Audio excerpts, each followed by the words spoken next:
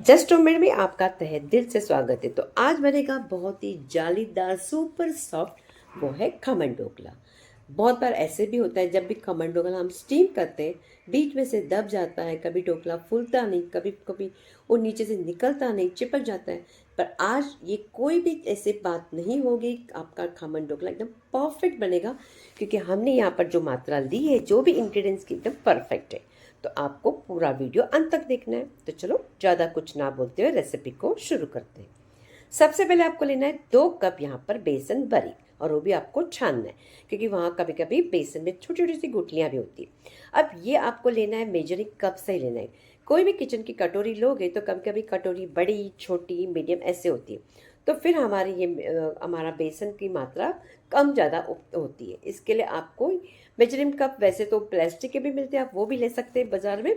तो उससे क्या होगा, आपका ढोकला परफेक्ट बनेगा। पर तो देखिए, अब ये बेसन जो है हमें अच्छी तरह से छान देना है। तो मैंने बेसन अच्छी तरह से छान दिया। थोड़े थोड़े से देखिए, यहाँ पर बेसन के अंदर दाने थे, वो निकाल देते हैं। अब इसमें जाएगी, हम शक्कर डालेंगे। बूरा शक्कर होती है, आप या तो शक्कर को थोड़ा सा ग्राइंड कर दीजिए, और वो डालना है आपको। ये डालनी है 4 टेबल स्पून। टेबल स्पून के हिसाब से यहाँ पर भी आपको स्पून के हिसाब से ही लेना है यहाँ पर। उसके बाद डालेंगे यहाँ पर सिट्रिक एसिड, वो डालेंगे 1 टीस्पून। आपको मैं जो जो इंग्रेडिएंट दे रही हूँ उसी तरह से आपको डालना है, कोई भी कम ज़्यादा नहीं करना है। हाफ टी स्पून डालना है यहाँ पर हींग। उसी के साथ जाएगा थोड़ी सी हल्दी पाउडर, या तो पिंच डाल दिए या तो 1/4 टीस्पून डालिए, पर ये मेरी थोड़ी सी ज़्यादा हो गई थी, आप इससे भी थोड़ी सी कम डाल देंगे। अब ये चीज़ें होने के बाद स्वादानुसार नमक, पर ये नमक भी आपको 1 टीस्पून डालना है। सभी चीज़ें डाल दिए। अब आपको इसको थोड़ी तरह से हम मिक्स कर देते हैं इन बेसन में। और बाद में यहाँ पर आपको हरी मिर्ची, अदरक, या तो आप ग्राइंड करके डाल सकते हो, या तो आप इस तरह से अदरक को ग्रेट कर सकते हो। मैंने तो अदरक ही ग्रेट किया, या तो हरी मिर्ची की पेस्ट भी डाल सकते हो, जो आपको पसंद है वो। अब ये भी हो गया। उसके बाद आपको डालना है पानी। पानी की मात्रा भी 1 कप ही लेनी है आपको। 1 कप में आपको पूरा भर देना है, और पूरा पानी इसके अंदर डाल देना है। और अच्छी तरह से पूरी गुठलियाँ को तोड़ते हुए, मतलब कोई भी गुठली रहनी नहीं चाहिए, अच्छी तरह से लम्स कोई नहीं रहनी चाहिए, मिक्स कर देना है। अब इस तरह से मिक्स करने के बाद, इससे पहले आपको यहाँ पर जाएगा 2 टेबल स्पून ऑयल। ऑयल आपको जो भी लेंगे ना, ये जो नॉर्मल हम लोग जहाँ पर तड़का लगाते हैं वही लेना है। कोई भी राई का तेल या तो कोई भी स्मेल वाला आपको नहीं लेना है। अब इसे वापस मिक्स कर देते। थोड़ा सा मुझे बेसन गाढ़ा लग रहा है, तो इसके अंदर जाएगा अब 2 टेबल स्पून वापस पानी। मतलब 1 कप और 2 टेबल स्पून, इतना पानी हो गया, परफेक्ट पानी है। अब इसे मिक्स कर देते हैं, और मिक्स करने के बाद अच्छी तरह से इसके 5-6 मिनट इसको एक ही डायरेक्शन में आपको अच्छी तरह से फेंटना है। बस इससे क्या होगा, बेसन हमारा अच्छी तरह से फूलेगा, और इसके ढोकला इससे हमारा बहुत अच्छा बनता है। अब इसे हम ढक के बराबर 15 मिनट के लिए तो छोड़ना है। अगर 15 मिनट नहीं तो 10 मिनट के लिए तो भी छोड़ देना। तब तक हम क्या करते हैं, बाकी की तैयारी करते हैं। आपको या तो स्टीमर तैयार करो, या तो मैंने यहाँ पर कढ़ाई लिए, स्टैंड रखा है, इसके अंदर नींबू डाल दिया। नींबू डालने से क्या होता है, कढ़ाई हमारी ख़राब नहीं होती। और ये भी आपको याद रखना है कि ढोकला को 30 मिनट लगते हैं, तो वो हिसाब से आपको कढ़ाई में पानी ज़्यादा लेना है। मैंने यहाँ पर 2 ग्लास और आधा ग्लास, 2.5 ग्लास ले लिए। अब इस कढ़ाई को गैस के ऊपर रख के स्लो फ्लेम पर छोड़ देना है।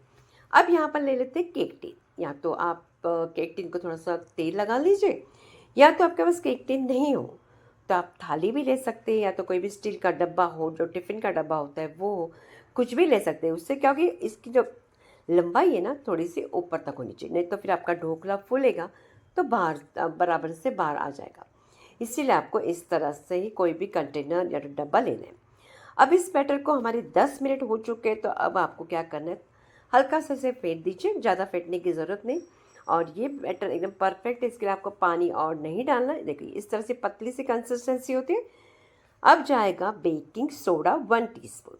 इसके ऊपर थोड़ा सा पानी डाल के आपको इसको फेंट देना है।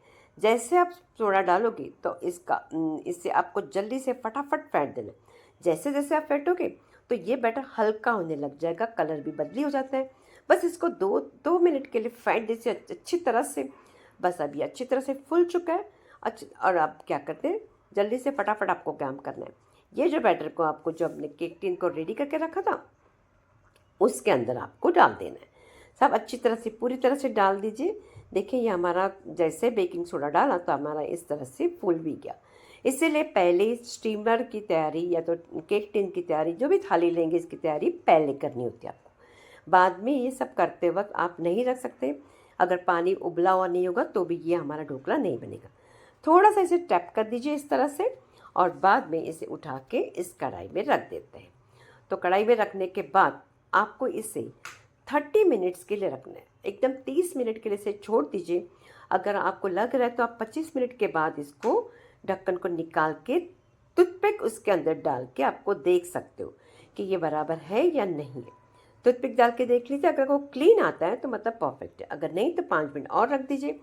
मैंने यहाँ पर 30 मिनट के लिए रख दिया था। तो देखिए ये टूथपिक एकदम परफेक्ट आ गई है, क्लीन है। तो अब क्या करते हैं, इससे पहले तो ठंडा कर देते हैं। जब तक ठंडा नहीं होगा तब तक ये ढोकला नहीं निकलेगा। अब यहाँ पर हम तड़का लगा लेते हैं। कढ़ाई में थोड़ा तेल डाल देते हैं। राई डालनी 1 चम्मच, अच्छी तरह से इसकी आवाज़, तड़कने की आवाज़ आ जाए तो बस यहाँ पर डाल देते हैं कड़ी पत्ता। काफ़ी सारा कड़ी पत्ता डाल दीजिए। हरी मिर्ची आपको डाल देनी, यहाँ पर 5-6 हरी मिर्ची डाल दीजिए। थोड़ी सी इसे मिक्स करने के बाद आपको डालना है हींग। अब सभी चीज़ें होगी, तड़का हमारा लग चुका है। अब इसके अंदर जाएगा 1 कप पानी। पानी डालने के बाद आपको इसे पानी को अच्छी तरह से उबालना है। अब इस वक्त आप चाहे तो थोड़ी सी बूरा शक्कर थोड़ी सी डाल सकते हो, थोड़ा सा नमक भी डाल सकते हो। अगर आपको ज़रूरत है तो आप डाल सकते हो, और अगर नहीं डालेंगे तो भी कोई प्रॉब्लम नहीं। तो देखिए पानी उबल चुका है, इसे अब रख देते हैं और ये हम ढोकला निकाल लेते हैं। मैंने इसके साइड थोड़े से ऐसे ये किए थे, खोले थे, तो देखिए हमारा ढोकला अच्छी तरह से परफेक्ट बना हुआ है। तो अब देखिए इसे हम उल्टा कर देते, थाली के ऊपर रख के। तो एकदम अगर ये आपने बराबर लिया है तो आपको कुछ करने की ज़रूरत नहीं, ढोकला अपने आप निकलेगा। तो देखिए परफेक्ट हमारा ढोकला हो चुका है। आपको यहाँ से देख के पता लगता होगा इसकी जाली कितनी मज़ेदार सी हुई है, बहुत ही अच्छी तरह से जाली पड़ी हुई है। तो अब क्या करते हैं, इसके ऊपर थोड़ा सा हम तड़का डाल देते हैं। तड़का इस तरह से डाल देंगे। अगर आपको चाहिए तो आप इसे इसके बाद इसके पीसेस करने के बाद भी आप डाल सकते हो। मुझे तो वैसे ही लगने लगा कि इसके पीसेस करने के बाद ही पानी डालना चाहिए, ताकि इसके अंदर तक अच्छी तरह से जाएगा। अब काटते वक्त भी देखिए अच्छी तरह से काट रहा है, कुछ भी प्रॉब्लम नहीं हो रही है, ना ही टूट रहा है ना ही कुछ हो रहा है, एकदम परफेक्ट बन गया है। अब क्या करना है, इसको काट के ना फिर इस जो हमारे पीसेस है ना उसके ऊपर भी थोड़ा सा पानी डाल दीजिए। जितना इसका पानी डालोगे वो अंदर पानी ऑब्जर्व कर लेगा, उतना ढोकला हमारा स्पॉन्जी और बहुत ही हल्का फुल्का और बहुत ही टेस्टी लगता है। तो देखिए यह हमारा ढोकला कितना अच्छा बना, एकदम पूरी तरह से जाली बनी हुई है। तो आपको इसी तरह से बनाना है। एकदम परफेक्ट हमारा ये ढोकला रेडी हो चुका है। मैंने प्लेट में से रख दिया है, थोड़ा सा धनिया डाल देते हैं। और इसी तरह से आपको बनाना है। आप जितने भी मैंने आपको इंग्रेडिएंट्स दिए, जो भी आपको मैं मात्राएं दी हर एक की, उसी तरह से लेना है, कहीं कुछ भी गलती आपकी नहीं होगी। अब मैं आपको तोड़ के भी बता देती हूँ। देखिए एकदम परफेक्ट बना हुआ है ढोकला। तो ये रेसिपी आपको कैसे लगती है, अगर अच्छी लगी हो तो ज़्यादा से ज़्यादा इसे लाइक करना है, उसी के साथ शेयर करना है।